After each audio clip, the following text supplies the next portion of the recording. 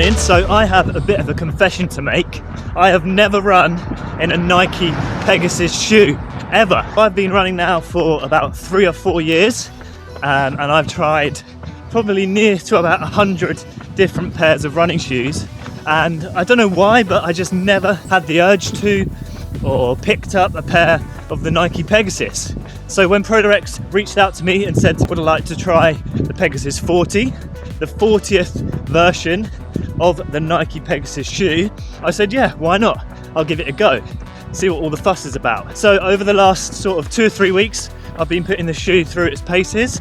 I've currently done about 50 miles in the pair I've got on my feet today, and I thought I would share with you my full review of this daily workhorse from Nike. Now today's video is sponsored by ProDirect Running, which are an online retailer here in the UK. Anything running related, those guys sell it. Nike, Adidas, Puma, all the big brands. So it's definitely the best place to pick up a pair of shoes if you're looking to add to your rotation. So the Pegasus 40, my first ever Pegasus, so I can't compare it to the previous versions. It's a completely new shoe to me. And what I've found over the last few weeks is it's been great for my easy runs in terms of providing that comfort that I need when pounding the pavement on a bit of a daily basis. It's sort of a no thrills, get the job done shoe, but that is reflected in the price point.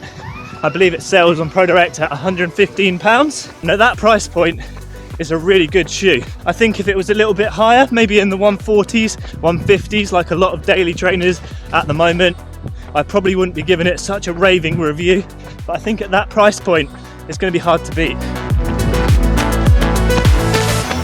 So let's talk a little bit about stats and features. And when it comes to the Nike Pegasus, if I'm totally honest, there isn't really anything that excites me in terms of, I don't know, super responsive midsole or carbon fiber technology that we see in some of the other daily trainers out on the market these days.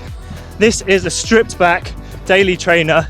We've got Nike React foam underfoot, which is a very durable, very comfortable, but certainly I wouldn't say responsive midsole, but it gets the job done, again, for those daily miles. The outsole of this shoe is probably one of the highlights for me. There's a good amount of grip, which is great on the road, or it's great on like trails, buffed out trails like I'm on today. It seems to be able to handle all terrains pretty well. So as I said, I've now done 50 miles in the Nike Pegasus 40. I've done a wide range of running. I've done easy runs, a bit of tempo running, and some intervals. And on those intervals and tempo runs, slightly faster paced stuff, the shoe feels okay, definitely comfortable, but in terms of energy return, because we have only got that Nike React foam underfoot, it doesn't offer as much responsiveness that some of the other shoes do on the market. For example, the Nike Invincible, I find a lot more responsive underfoot than something like the Nike Pegasus. And I think it is down to that Nike React foam. But where this shoe really comes into its own is those easy miles like I'm doing today. Yesterday I was in the gym, lifting heavy weights, getting huge. So my legs are feeling a little bit beaten up today. So I just need a trainer that I can trust, that's comfortable, that's going to offer me a little bit of protection from the road, but at the same time I don't need any thrills today. I don't need a responsive midsole. The Nike Pegasus really comes into its own for those easy runs where you just want to get a few miles in. I definitely think if Nike want to bring this shoe a bit more up to date, then they should consider maybe revising the Nike React foam underfoot. It's a great durable foam, but I feel like because it isn't that responsive, it limits this shoe to what it can do. It does everything well, but not excellently, especially when you pick up the pace. So next up, who is this shoe best suited for? Now I can see why the Nike Pegasus is in its 40th iteration. It's a classic, it's the daily trainer that everyone can rely on, whether you're a pro athlete or you're a beginner runner. I think it's going to be great for people who are looking for a shoe to add to their rotation, just for their easy mileage. If you're somebody that's completely new to running, then I reckon the Nike Pegasus is going to be a great all-rounder shoe. You're going to be able to do your easy runs, a bit of interval work. You should be able to race a park run in them without any issues whatsoever.